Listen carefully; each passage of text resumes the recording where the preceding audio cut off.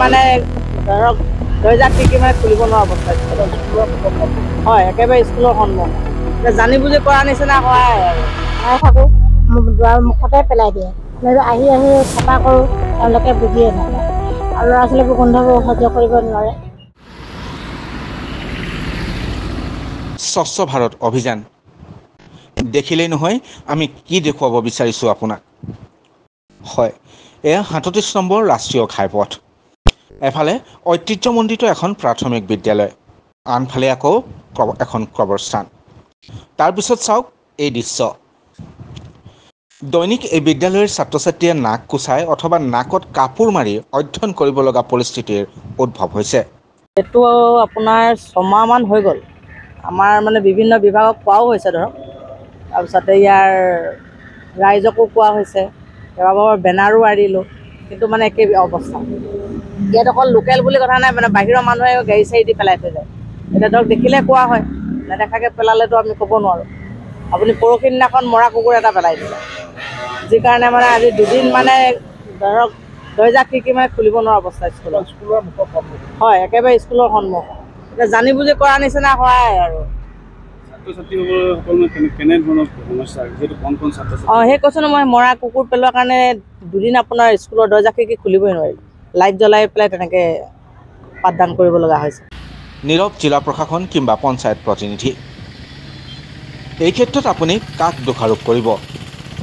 আমি নিজেই যেতিয়া এই কৰ্মকাণ্ডবোৰ কৰোঁ বা বেলেগে কৰিলে চাই থাকোঁ, আমাৰ ভুলৰ বাবেই কণ কণ ছাত্ৰ ছাত্ৰীসকল এতিয়া উপায়বিহীন। ওলাই থাকোঁ দুৱাৰ মুখতে পেলাই দিয়ে আহি আহি চাফা কৰোঁ তেওঁলোকে বুজিয়ে নাপায় আৰু ল'ৰা ছোৱালীবোৰ গোন্ধবোৰ সহ্য কৰিব নোৱাৰে। সেই সেনেকুৱা কাৰণে এই আজি 6 মাহ মানে 6 মাহ বছৰকৈ জাবৰৰ গেলা গোন্ধ সহ্য কৰি হ'লেও পাঠদান কৰিবই লাগিব। বিদ্যালয় বন্ধও কৰিব নোৱাৰে। যিহেতু ইয়াত লালুকা গাঁও বুলি কয়, এই অঞ্চলটো লালুকা গাঁও বুলি কয় আৰু ওচৰতে কণ কণ ল'ৰা ছোৱালীৰ এখন স্কুল আছে, প্ৰাথমিক স্কুল, আৰু ইয়াত আপোনাৰ গৰম বন্ধ আগলৈকে ইয়াত আহিব পৰা অৱস্থা নাছিলে। যিহেতু ইয়াত দমকৈ জাবৰ, এতিয়া এই জাবৰখিনি ক'ৰ পৰা কোনে পেলাই সেইটো মই যিহেতু অৱগত নহওঁ, যিহেতু ৰাস্তা দি অহা যোৱা কৰাত দেখা পাওঁ সদায় যে জাবৰ পৰিয়ে থাকে, আৰু যিহেতু এখন স্কুল আছে আৰু পঞ্চায়ত বিভাগক এটা অনুৰোধ কৰোঁ, যিহেতু তেওঁলোকে এই স্কুলখনৰ কণমানি ল'ৰা ছোৱালীকেইটাৰ ভৱিষ্যতৰ কথা চিন্তা কৰি যদি এই দুৰ্গন্ধই যদি তেওঁলোকৰ বেমাৰ আজাৰ নোহোৱাটো নহয়, হোৱাটো খাটাং হ'বই। ইয়াত পাঠদান দিয়াটো অসুবিধা হৈছে, তো সকলোকে আহ্বান কৰোঁ যে ইয়াত জাবৰ যেন কোনোৱে নেপেলায় এটা অনুৰোধ কৰোঁ, আৰু যোনে জাবৰ পেলায় তেওঁ ব্যৱস্থা লয় যেন, আৰু তাৰ কাৰণে প্ৰশাসনলৈ অনুৰোধ জনাওঁ। ৰজাভেটা গাঁও পঞ্চায়তত পৰে এই বিদ্যালয়খন। পঞ্চায়ত প্ৰতিনিধি জিলা প্ৰশাসনক বাৰম্বাৰ অভিযোগ দিয়াৰ পাছতো কোনো সুফল পোৱা নাই বিদ্যালয় কৰ্তৃপক্ষই। শুনক তেওঁলোকৰ মুখেৰে। বাইদেউ আপুনি এই স্কুলখনৰ কি হয়? মই সহ-শিক্ষয়িত্ৰী হয়।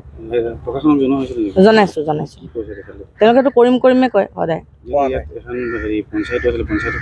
তেওঁলোকে 2বাৰমান নিলে দেই, নিছিলে আকৌ একেই গতি। গৰম বন্ধতো অৱস্থা নাছিলে, ধৰক আমাৰ খিৰিকী মানে গেট খুলিব নোৱাৰা অৱস্থা, ইয়ালৈকে পেলাই দিছে। সেইটো হ'বই, সৰু সৰু ল'ৰা ছোৱালী।